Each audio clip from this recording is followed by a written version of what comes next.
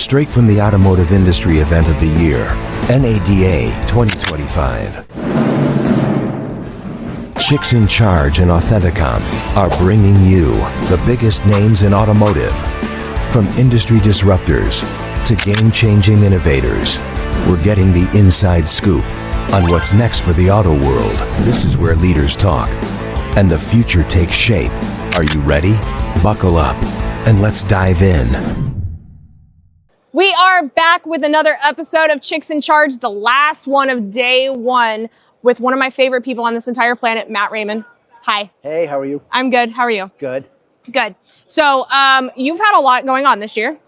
You've been very busy and building one of the best businesses in automotive, and I try to refer you every time I can, just because every dealership needs to be focusing on service. We've obviously interviewed before. You've told our audience what you do. What has been the biggest game changer for you 2024 going into 2025? Yeah, so a couple big things for us. We've grown immensely. I think we did the numbers the other day. It was 600% from 2023 to 2024. And we're looking at 2025, but really outlining our mission statement and what we do. Because I get a lot of calls where dealers are like, hey, we need a BDC. And I'm like, service or sales? I'm like, sales. I'm like, not sorry. Call Shasta and them, we're service only. Yeah. And so it's really been dialing that in to just be straight up service BDC. But one of the big things is we've made sure that we put key people in place. We've got team leaders.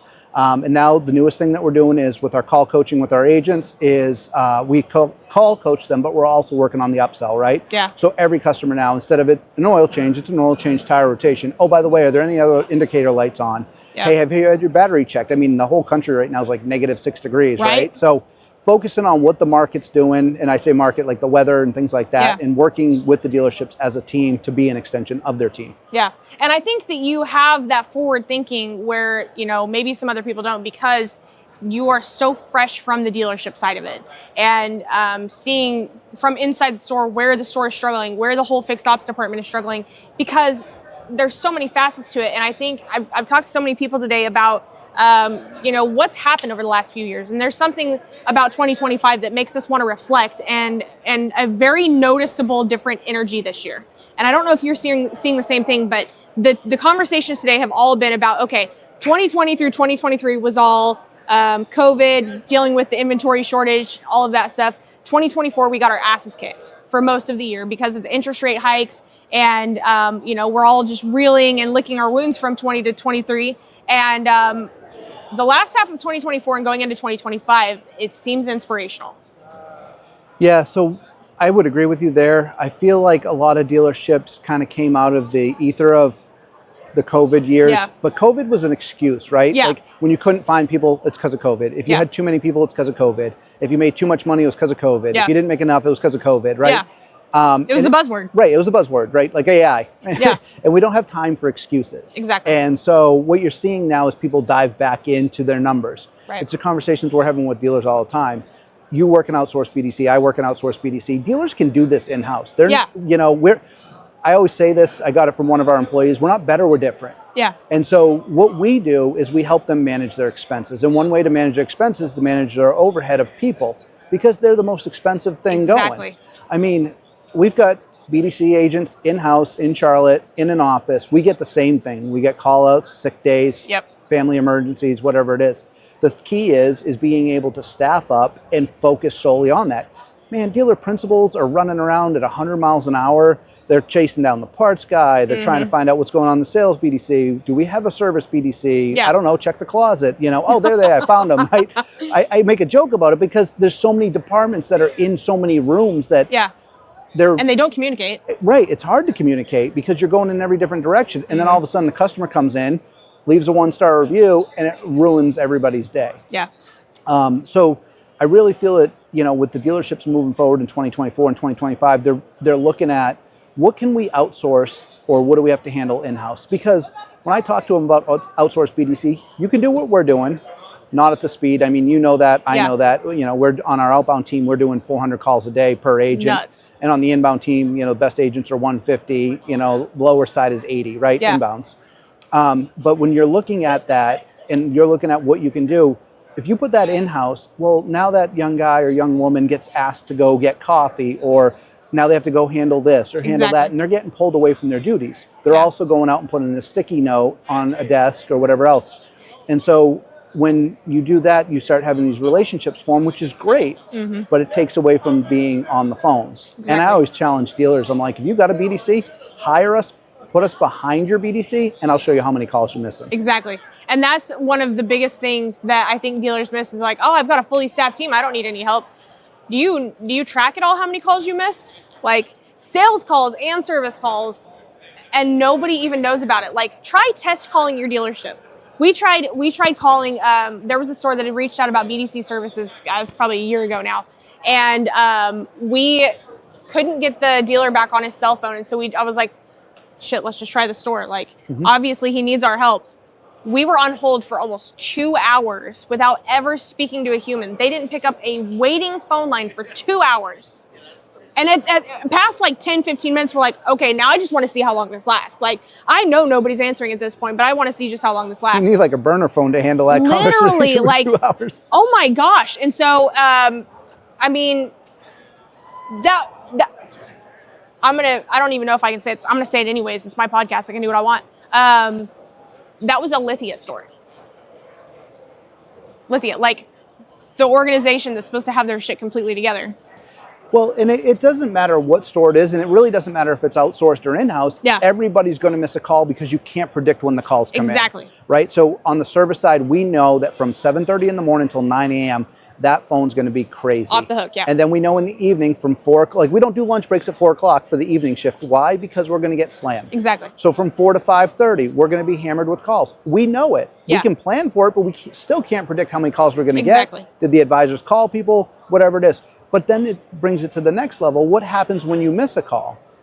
And dealers aren't measuring what they're missing. Right. So that's a big thing behind it. And that's one thing that we come to the table is we say to dealers, listen, this is how many calls you handled or we handled for you last month.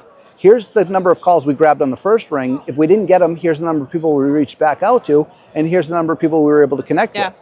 We also have in place a process where if the call's missed, it's going to reach out to them through text message too. And ask them what they were trying to achieve. Ask them what they're trying to achieve. And we have a whole team that we call them the Bubbles team that literally just handles text messaging all day long. Yep.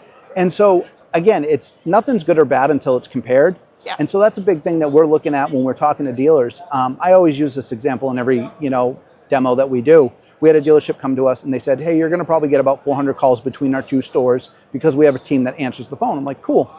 We handle, to this day, no less than 12 to 1,300 calls a month that are missed and schedule between 250 to 350 appointments. That's on top of what their team already takes. On top of what their team's already taking. Oh my God. So let's just say, I mean, Forbes did an article on this where, you don't catch the call, 80% of these people will defect.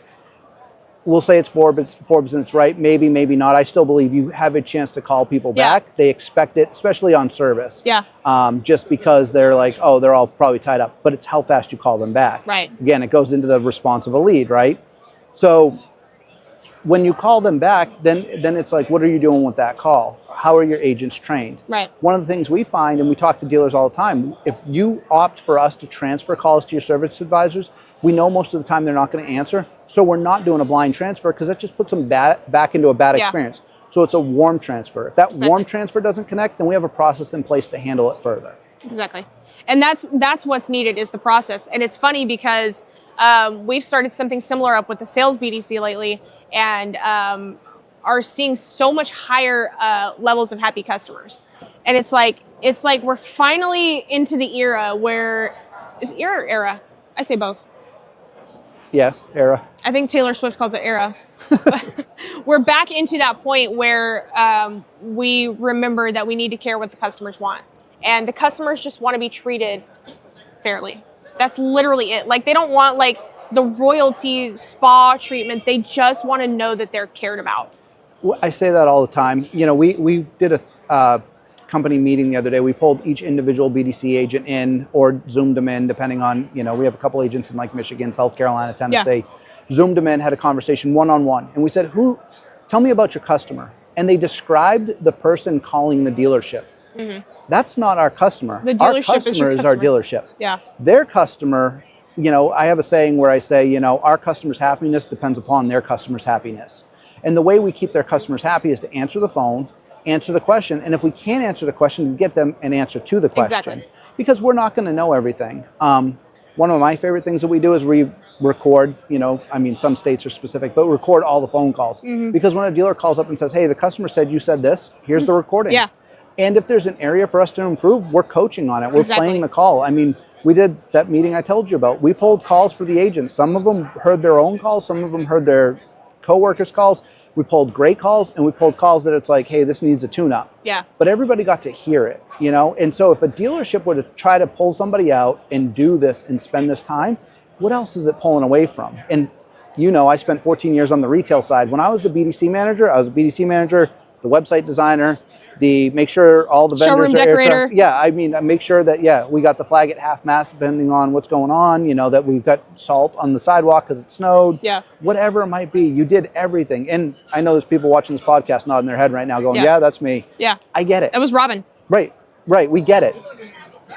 Outsource the things you don't have time for. Exactly. We outsource stuff. I don't have a marketing person. I outsource marketing. I don't have time to be the marketing person.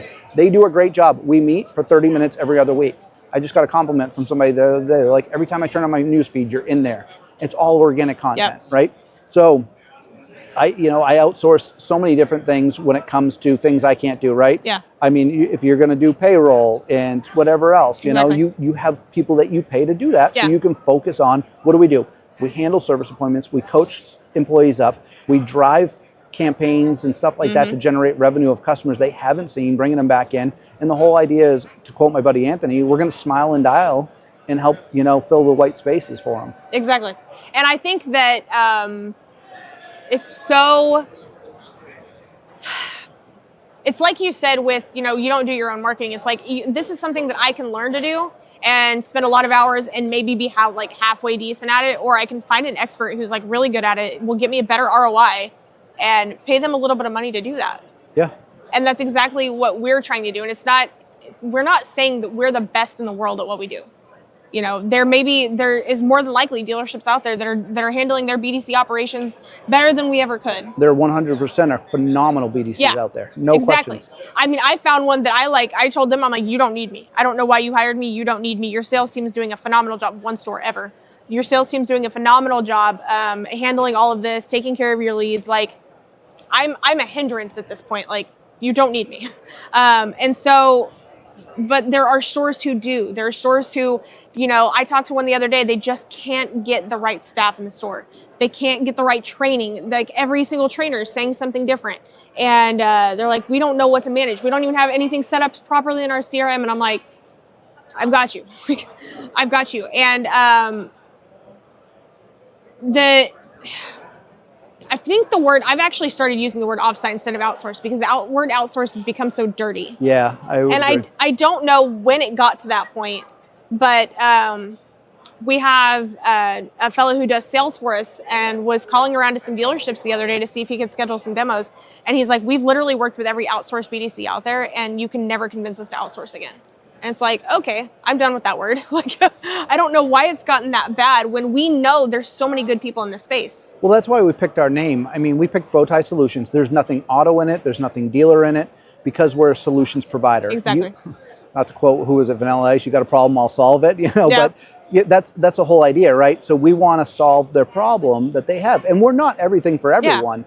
Yeah. If you're not looking for somebody to answer your service calls, schedule your service appointments, and do outbound campaigns to drive more service business, we're not a marketing arm. We're not going to present you with mail. I've got references. I'll refer you to friends and people I know out in the industry because there's a lot of great companies out there. But when people think of service BDC, I want them to be like, oh, you got to talk to Bowtie Solutions because they're going to come in and they're going to help you out. And again, to your point, I mean, we've had so many great customer, relationships. I mean, they're partnerships, really, is what we call them. And our staff knows we're an extension of their team, right? We're not telling the customer we're not there. I don't know what you're talking about. Funny story, I'll tangent a little bit. We ran a winter tire promotion for a Canada dealer, and it was to swap off their winter tires for spring tires. And so we launched the campaign, and the first customer's like, I'll swap off that, but can I set it up for a couple weeks? Did they give you any idea what's going on with the weather, and our agent didn't even miss a beat, and she goes, I don't have any windows in my office. I'm like, well, you might want to go outside, it's snowing. Oh my God. And it was so embarrassing, but we were able to pivot, right? So now what we do is we check the weather in the morning for all our dealerships, across the country, because we've got to know. That's a good one though. Like, it was just, I don't have any windows in my office. And at least because we're in North Carolina, and so the one thing I found with Canadians is that they'll deal with the y'all accent. They're a little confused, but it worked fine. Yeah. But the whole idea is to be an extension of a dealership. Exactly. Team. We want to be a partnership. We want to work together, and I think that's what dealers are looking for in 2025. Is they're looking for partners. They don't need another vendor. We're at NADA right now, and there's plenty of people over there that are wearing a vendor badge. Exactly. They don't want to be vendors. They want to be partners. They want to work together. They want to grow together, because if a dealer wins and keeps us on, we win, and it's a win-win all the way. Yeah, good for everybody. Yep. I was talking with one of my guests earlier, and we were talking about what 2025 is going to look like for a lot of us. And I think we're finally at the point, because if we look around this damn place, I mean, just like sit back, relax for a second, look around this damn place. How many vendors in here do the exact same thing as another one of the vendors in here? There's a lot. Half of them, probably. I think it was you that told me there's 37 outsourced, I'm going to use the word outsourced, but outsourced BDC, because there's only 2 offsites now. Yeah, exactly. But the 37 35. outsourced BDCs out there, and they can choose from any one of them. Yeah. And there's so many great ones out there. But again, like a car, not every person's going to like every car. Exactly. And so you find the people that work for you, you work together, you develop partnerships. I keep telling people all the time, I would rather have 80 clients that love us and we love them, and we're all working together and have great collaboration, than have 3,000 clients and 2,500 have no clue who we are or what we do, or we're just a line item. Yeah. Well, and that's how I feel about what I've seen from some of the other ones is, are you doing what you do really well? How can you manage that? How can you double check that you're doing it really well if you're spread too thin? And you can't. No, I've tried it. I've tried it myself. Like, the more I spread myself thin, and it's saying a lot, being here doing 31 podcast interviews and, running a full offsite BDC at the same time. But the more thin that you spread yourself, the less you can give of yourself to each dealer. And there's only so much of you to go around. Yeah, well, that, and, the one thing that I think we really have to focus on, as you talk about that, is just staying in your niche, right? Yeah. Because your niche is sales BDC. Our niche is service BDC. Yeah. I mean, I love everything about service BDC. And more importantly than service BDC, I love the people that we employ. Like, I like going to one of our BDC agents, Autumn. She's a young mom, and just hearing like how she's excited every day to come in. Yeah. I love seeing somebody that started with me in sales BDC back in the auto group world and came over to, had left the company, went and became an advisor. And when I started Bowtie, came back over to us as a service BDC rep, and now as a team leader, right? Nice. I love seeing people grow, because so many people invested in me. I mean, there's so many people at this automotive conference that I've given hugs to already, and I'm not a hugger, so there, but that have given me hugs, and I've given hugs, and they've helped my career. Mm-hmm. That if I can just pour into people and help them grow their career, I mean, it's so cool. Well, and my favorite thing is too, one of our managers the other day, his car crapped out on him, and he was like, oh my God, I have to buy a car. He's like, I don't know the first thing to do. Like, do I just go to a website? Do I reach out to a salesperson? I'm like, bro, you are literally BDC. Like, you're telling me you don't know? And so walking him through the process, and he's like, well, I know that this dealership does XYZ because, I don't have to have a down payment because that's what they tell the customers. I'm like, exactly. Now you're using what you've applied. And it makes me think of, you said you employ young women, and on the service side, that I love it so much, because those are never going to be the girls that get stranded on the side of the road, unable to work on their car or know what's wrong with it. They're going to know exactly who to call. They're going to know what dealership to call and what to say to them, because you have given them that knowledge. And I'll tell you from personal experience, I was in a situation not too long ago where someone I knew had their car start overheating while they were driving. And I was right next to them, like not that far down the road. And they're like, can you please come help me, blah, blah, blah. So I go to show up and help them out. And it was literally, the cap was off of the coolant. Not the coolant, no, it was the coolant. And it was completely empty. It had gone all over the place, emptied out completely. And like, my car keeps overheating. I'm like, well, you're out of coolant. So I love how they know that, I'll take it a step further with one of our agents. She ran her parents' VIN number through NHTSA to see if they had a recall, and then found out the dealership they wanted to go to and called to see how the service BDC process went, and then came to me and like, hey, you need to go pitch that store. That's even better. I was like, that's awesome. Yeah. I know that store, and they have an in-house, like they're a big operation. Yeah. And I personally know the BDC director that runs it, and she runs an awesome operation. So there's no moving there, but I thought that was so cool that she's like looking how we can grow with clients. Yeah, absolutely. So you're like, I might have you in the wrong seat. Yeah, right. I might need to be in marketing. But the whole idea is, that's what I want. I mean, we have not lost many employees. You have a couple that choose different careers, but our business isn't for everybody. It's not, and it's because it's crazy. I mean, she's a single mom. There's days that like her kid is just sick, and it's tough. But we have the ability, what we do is we set our agents up so they can work in Charlotte office, because they like the camaraderie. I don't care what anybody says. People like to come into an office and get away from their family. Exactly. They love their family, like they get away from them. But we have the ability to send them home. Like right now, we have our entire team working from home for 5 days because we had 3 cases of the flu pop up. Oh, God. And they're all like, I can work though. And I went through this with COVID, right? The younger kids are like, I got a flu. I didn't feel good. They run to urgent care. They get a flu. And I'm like, well, you can't infect the entire room. Yeah. So everybody's working remote right now. They're holding their own. The numbers, everything. BDC director, he's on the phone with everybody, coaching through things, listening to things. We're running smoothly because it's easier to give them Thursday. Well, no, we did it starting Friday. Sorry. Friday, Saturday, Sunday, Monday, remote, and then bring them all back Tuesday. And most of them are fine right now. So if they're fine through the weekend, they're coming back on Monday anyways. But the whole idea behind that is instead of infecting the whole room, because you're in then one knocks out, and then the next one knocks out, and then their kids get sick, and then they knock out again. Right. It's a vicious cycle. It's what dealers deal with too. And that's the other thing. Like when dealers look at what an investment they're making in an outsourced, what do we call it? Offsite, right? What they're making in an offsite BDC, they're looking at, well, it costs that much. I'm like, yeah, but it costs you more to have somebody there because you're paying bonuses, you're paying payroll taxes, you're paying this. Yep. Plus all their computer, their expenses, their software, all of it. Who picks up the phone when they go home sick? And they're like, I have the receptionist. That's great, but what's he or she doing? So it's sales line 1. Right. So it's not that dealers can't do it, and there's a lot to do it really well. It's just if it's requiring you to take your focus off what really drives the revenue, then outsource it or offsite it. Yeah, exactly. And I think the best use. I mean, there are dealers who are never going to want to rebuild an in-house BDC. Just they've tried and failed it so many times, or they're in a market where turnover is really high, and full offsite is the answer for that. But if we look at stores who have a good operation, it doesn't mean they don't need help in some way, shape, or form. Are you constantly hitting your database? Are you reaching out to your declined ROs? Are you hitting people for oil changes, running a special? I will tell you, I don't remember the last time I actually got a call when my vehicle had a recall. It was, I took it in for an oil change and I got informed, oh, there's 4 recalls available on your vehicle. And it's like, okay, you guys could have told me that ahead of time. Like, what if my engine had failed in the meantime? Yeah.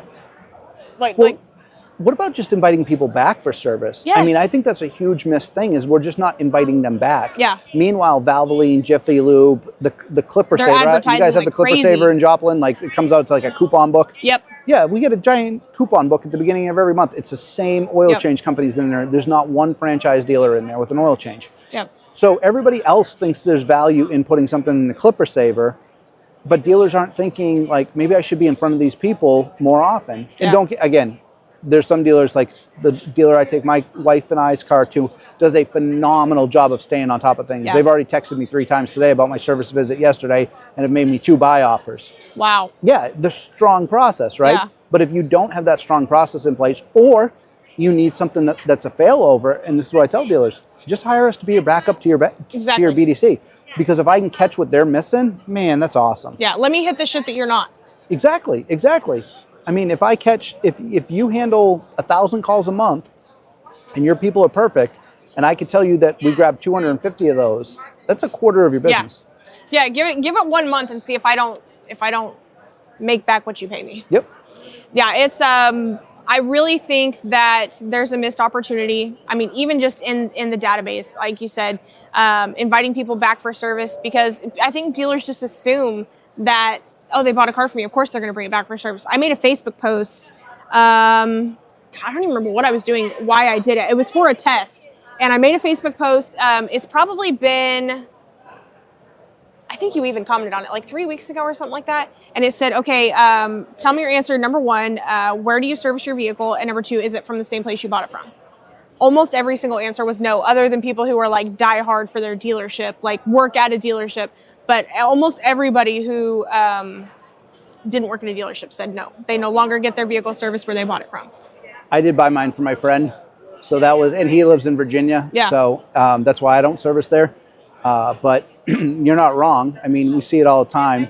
You know, when I was working in PA, I was working for a Toyota store up there, and we started doing, I probably shouldn't even be saying this, but we did complimentary state inspections to keep people coming back, but they needed to have I heard that from another dealership recently. Yeah, they needed to have the sticker on their car or the plate frame. Yeah. And so a couple of things I had for the marketing ideas was the punch cards. Punch it even with the Toyota Care, because at the 6th maintenance that they would get complimentary for the oil change, we would just bring them back in, so we would, you know, be able to capitalize on what Toyota was looking at for a defection rate, as long as we could upsell something. And then the second half of it was, let's change out the plate frame and give them free state inspections. So they might have bought somewhere else, but now we're getting the service business. Because if I get a chance to sell a customer a car once every 5 years, or service their car every 3 or 4 months or 6 months, that's going to make you more money servicing. I would absolutely want to do that, because then maybe I have a chance to get them into the buying cycle to buy the next time. Exactly. And you don't even have to be forceful about it. Like, there's so many dealerships that have implemented it's a long day, a service to sales process where they've got a salesperson that goes and grabs somebody out of service or whatever, and it's aggressive and gross. Like, makes you like just want to do drop off or mobile service and not want to even come there, because it's like, oh, a new car is going to be shoved down my throat. Yeah. And there's a way to do it. There's a way that you can do it elegantly, and taking care of your customers is the way. Just give them options versus obligations. Exactly. That's it, you know. And so I think there's a lot of opportunity there for dealers for the service to sales side of things, but it really comes into having a good relationship with your service department, right? Yeah. So when I was there yesterday, I said they gave me an offer, but he just dropped it and left. And I was like, I have to talk to my wife. But he came back today with a text message that's like, hey, what did your wife say? And I'm like, we're all set. And he's like, okay, no problem. That I'll go back. But if it was like over and over again, it would get annoying. Yeah. Would I still go back? Yes, because they're the closest dealer to where I live. Yeah. And so, you know, you kind of, I think there's some that customers will put up with some things just because of convenience, right? Exactly. Whole other topic, but like, why are we not getting more into pickup and deliveries? Like, oh my God. Why even ask people to sit at the dealership? Just, we'll come get it, or just drop it off in the morning and pick it up in the evening. I had this, we had a podcast not too long ago with somebody named Kendra Southern, who does fleet service for her dealership. Like, she goes around to businesses in town and sets up fleet service counts so that the fleet has somewhere to service their vehicle. And she's like, yeah, Ford has this thing where every single Ford store has a mobile service van. And I'm like, we do a lot of mobile service. I live in a town with a Ford store, and I never knew that. Like, they don't advertise it. They don't talk about it. Like, why is this not everywhere? That, like, I don't have to leave my job for you to come do an oil change. You can just come do it, and it's free. Well, you got, like, Ed Roberts does a lot with mobile service, if you look out there on his social media and stuff like that. But there's a ton of dealers that do a lot with mobile service. We've got a dealer in South Carolina that we do all their mobile recalls for them. And we have a ton of appointments booked out for them every month. Yeah. Usually pushing anywhere from 80 to 100 mobile recall appointments. Wow. And because our team can do the volume. That's pretty cool. You can do a mobile recall. Yeah. So they do a lot for mobile recalls. Ford's paying good money for these guys to go out and do the mobile recalls. Nice. And then even mobile services. I mean, listen, I've got enough dealers that use us to do mobile service appointments for them. And some of the stuff, I won't put it on there, that they can do for mobile service to keep the customers happy and making extra money and keeping their guys busy. There's so many creative ways to do service. Like, I mean, for example, I'll give one little tip away. If they got a college in town, like, do some kind of promotion where these college kids need service that can be done mobily before they go home for college. Exactly. And work it out with the college and show up with your mobile van and knock out 6 or 7 vehicles at one time. Yeah, they'll do anything to take care of their students. So, like, why wouldn't you? Right. No, it's something that we're not hitting on enough, and I don't know. We'll see if it picks up. It's going to be interesting. Looking forward to this year. I know that you have a lot of really good things in the works, but business-wise, what are you looking forward to most this year? I am looking forward to the 2 new people that we've hired. Just really critical, vital roles. One's the BDC, going to be our BDC director, came from a vendor side outside automotive. I won't kill the press release coming. And the other one came from the same company. She was a recommendation. She's going to be on our account management side, so it's going to take a little pressure off of me for doing everything. And then we've got some key meetings set up for some of the automobile dealers associations out there that we work with. Nice. And I'm excited about that. But most importantly, I'm just excited to hit our goal that we have set for this coming year. And what I love about it is like everybody's invested in Bowtie because I'm invested. From our staff to my father-in-law has a handful of brochures. Every time he goes to the Toyota dealership, buy them. He's like, I tried to call and make an appointment. Nobody answered the phone. Call my son-in-law. Oh my God. I'm like, I'm going to have to pay you a bird dog if you get this deal for me every time. And so, and I can't even get through to him. He's just in there in person. It's about 2.5 hours away from me. That's hilarious. He's always hitting them up and stuff. And he used to sell books to colleges. Like, I don't want to steal his thunder. He's out there crushing it. So, but just, my wife's invested, my kids are invested, I worked for a general manager one time that's like, your kid should ask you how many cars you sold when you come home. Yeah. And now when I come home, my kids are like, hey, how many deals did you get today? How many people signed up? Did anybody cancel? It's like, no, what? And your kids are pretty young. Yeah, too. They're 10 to 16. My 16-year-old doesn't care as much. She's doing her, she's got her own job now, so she's feeling the pain. Oh God. But my son and daughter, they're always asking questions about it, and my wife is the most supportive person. I wouldn't be where I'm at. I mean, anybody that knows her loves her, and I wouldn't be at where I am right now without her, and just kind of, pushing me, pulling me, and, and working with, Kristen, who's our CEO of the company, and, some of my friends like Kevin and Owen that and I tell them all the time, I said, there's days in this entrepreneur world where I just want to sit in the shower and cry. Swear. And there's other days where I just want to jump up and down and, light off fireworks out of celebrating. So 2025 I'm excited about it. I think it's going to be, not even I know it's going to be a great year. I know so many people are going to be successful. Yep. But I think people really just need to hone in. What do they do and what do they do well and stay in their lane? Yeah, and just do that thing. Just do that. You don't need to be everything to everyone. Nope. I have tons of friends that can do sales BDC, that can do sales marketing, that can do service marketing, whatever it might be. Yeah. Like, call me, I'll refer them. And, but when it comes to service BDC, we're out there. Yeah, no, and there's nobody, from anything I've seen, there's nobody that garnishes the reputation that you guys do. And it all stems from you and the love and effort that you put into it and the care you have for the dealers. And it's obvious everywhere. I mean, everything you do is Bowtie.